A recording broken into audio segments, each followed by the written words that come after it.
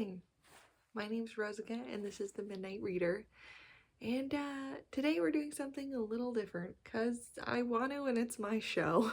Welcome to my bedroom floor. Typically you're on the other side of the camera.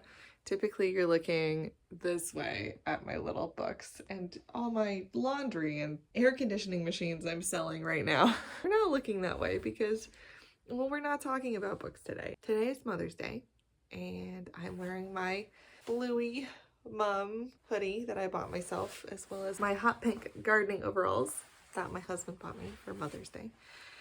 And I'm having a hard time. And I don't really want to talk about books today because I'm down a kid. We lost our dog this last week. My precious Dublin, who's definitely not a puppy. We lost him this week. We had to let him go. If you've been around here on this channel for a while, you've seen him in my videos. Yeah, and it's just rough. Like, he was a senior dog. He was over 12, and we got him when he was almost 3. He was a retired racing greyhound from the tracks in Florida. He raced at Daytona Beach, as well as a couple other places. And I'm just feeling low. I have never cried so much in my entire life as I have cried in the last like 5 days. And I didn't come from a dog family. Neither did my husband. He was our first dog. So I was woefully underprepared for how much having to let him go would like destroy my mental well-being. And it's been really bittersweet because we found out that, you know, after a lot of paperwork and like 40,000 emails and a bunch of finish line stress, we closed on the house that we're buying, that we bought, that I own. I own a house. And it's so bittersweet because we're not moving in till July. So like many millennials, a prime motivator for me buying a house was to have a yard for my dog, who has never had a yard. He's had lawns, but they've never been fenced, and greyhounds can't really be off leash because he in particular had a very high prey drive, so he was not going to ever be okay with being off a leash. And he's never gonna get the yard I bought for him. Yeah. And it sucks. Mostly I wanted to make this video because I just wanted to talk about my dog. Everyone who has a dog thinks their dog is the best in the world, and that's 100% accurate. I had the best dog in the world, and he was such a weirdo.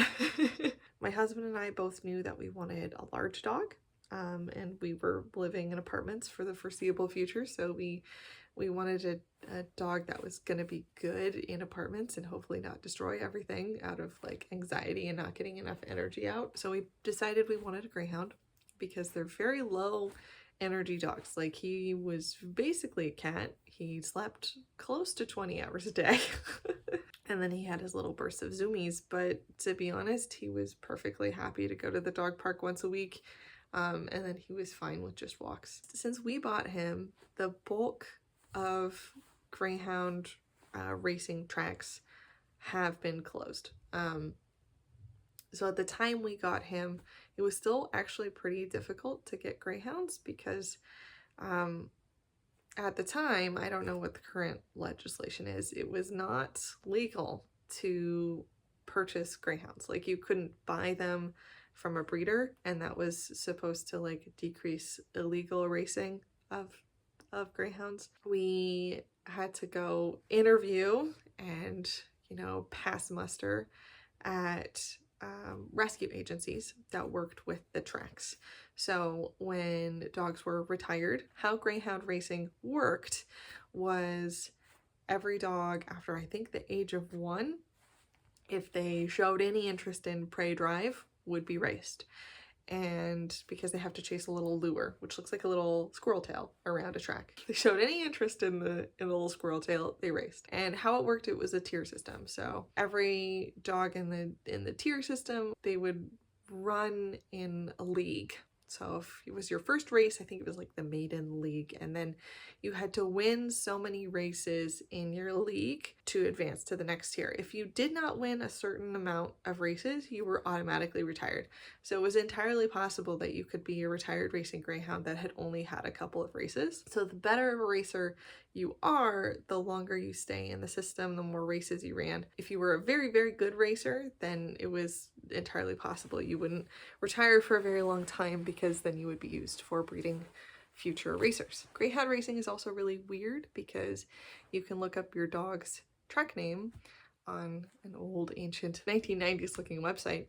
You can type in your dog's race name and you can see every single brother and sister, aunties, uncles, cousins, grandparents. Like, you can see so much about a dog. You can know everything about the dog. You can see every race they ever ran, every place, every time. My dog's track name was JJ's Dublin. JJ, I think, was the owner, but every dog in his litter was named after a town in Ireland. He did have an unfortunate sister named Dingle. I do think they probably changed that. Back when this website worked better, I could actually play videos and I could see him race. There was little like video snippets before those were archived. I know that he was a very fast starter. He was usually first or second for the first like half of the lap, and then he was a slower finisher, so he usually fell back in the last half. And it's just a cool, weird thing. Like, greyhound racing in general is a weird thing. I think there's only 2 active tracks left in the US, so I'm not sure how getting greyhounds is going to work in the future. There was a bunch of weird laws around it where casinos basically had to keep greyhound tracks in order to maintain like their casino license. So even if you didn't want to race greyhounds, it was like legislated weird where it was married into that, but that I don't think exists anymore. So casinos no longer need racetracks for dogs. We had to go to 2 rescue agencies. The first one declined us outright because we didn't have a yard, which was hilarious, because if you look in any ASPCA or dog breed thing, they talk about how great they are as apartment dogs because they literally don't need a yard. So we found an adoption agency that liked us and said, okay, we'll find you a dog.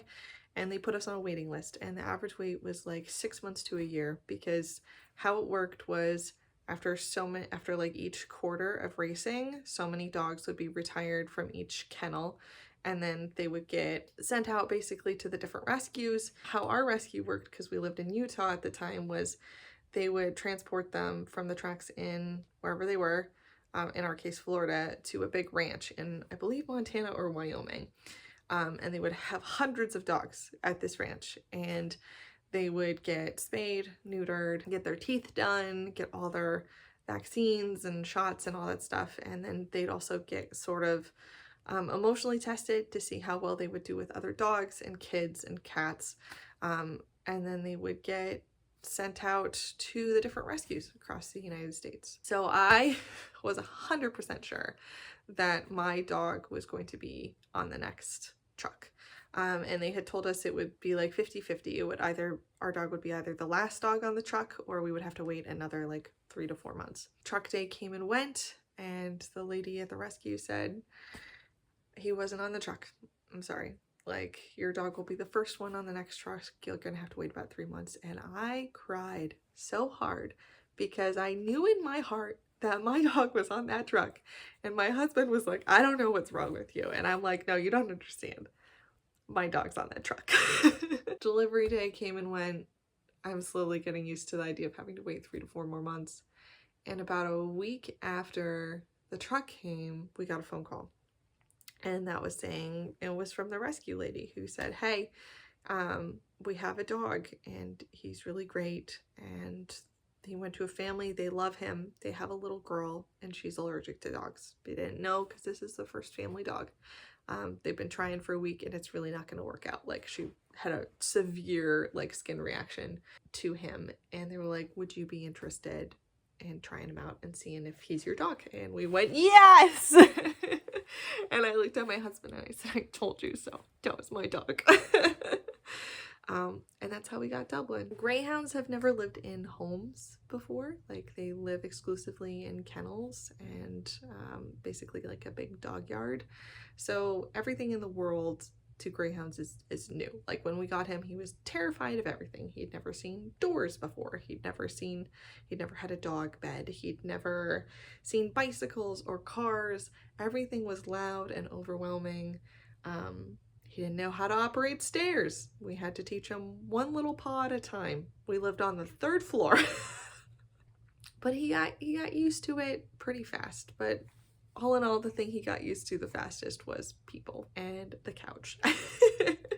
He was so happy to have people on a couch and kibble. Our first time I met him, he was both front paws, both shoulders, head and neck, deep in a bag of kibble in the back of a car.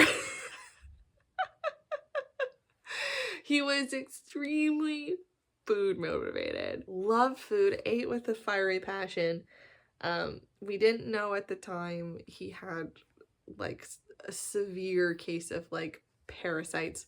So when we got him off the track, he was only 55 pounds, which is normal because they're racing weight. They're really light. You want them to be light, and they're supposed to gain like 5 to 7 pounds off the track as they sort of adjust to a leisurely life. He gained 20 pounds because we didn't know it, but he had really, really bad like parasites. He had hookworm, he had roundworm. We're pretty sure he had drug resistant varieties of those. So he would eat like crazy and he just wouldn't gain weight. It took like 2 years for us to fully get rid of all the parasites. And when we did, he was like a different dog. When we first met him, he was very like quiet, never really played, just kind of your traditional aloof greyhound. And then when we fixed his worms, it turns out he was a dork. Developed all this personality that we didn't know existed. He was such a little shit starter. He would go to the dog park and he would steal whatever toy the big horde of dogs was playing with, and he would run out with it and they would all chase him around the dog park. And he got great joy out of the fact that he was faster than all the other dogs, so he would slow down just to give them hope that they could catch him. And then he'd speed up again. But for the most part, his favorite things in the world were cuddles. He loved people. He always loved people. When you have a racing dog, people have very strong opinions about greyhound racing and want you to share those strong opinions. All I can say is that other than having parasites, seems to have been very well taken care of because, well, everything in the world scared him because everything in the world was new. The one thing he loved was people. He loved people, always did, till his dying day. But mostly his favorite thing, other than laying on the couch or cuddling with us, was just to lay in the grass, in the sun and the shade, and just not do anything.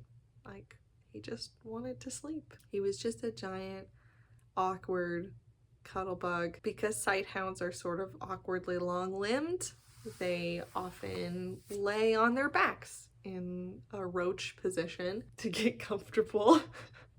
They also, like most long-legged dogs, do a lot of very active dreaming. He had a tendency to dream with like his tongue out, and he would do this creepy zombie face, tongue twitchy thing.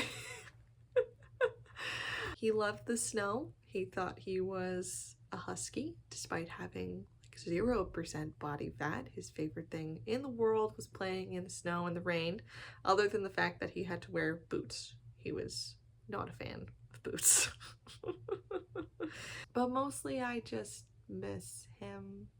You know, the thing about having anyone or anything in your life is they add a layer of inconvenience. And God, if I don't miss the inconvenience, I'm still going on his walks. I'm still stopping at the places he liked to stop. And I think we gave him a very good life. I really do.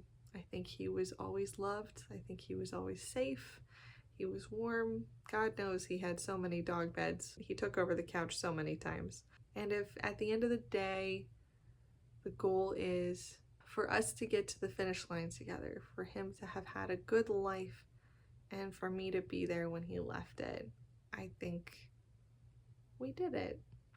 So I'll miss my dog.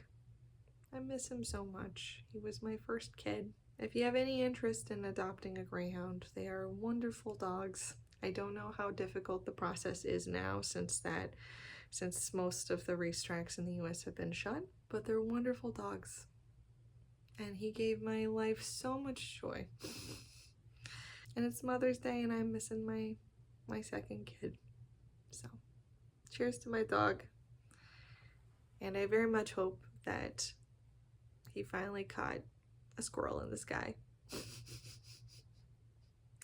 And that it exploded into peanut butter and all his favorite foods, like I sincerely think he hoped it would. I hope you're all well. Happy Mother's Day to the moms out in the world and to all the moms of fur babies too. If you have a doggo or a pet, give them a hug for me. While their time on this earth is finite, I wouldn't take back a single second, even the irritating bits. I'll miss you, bud. See you all next week.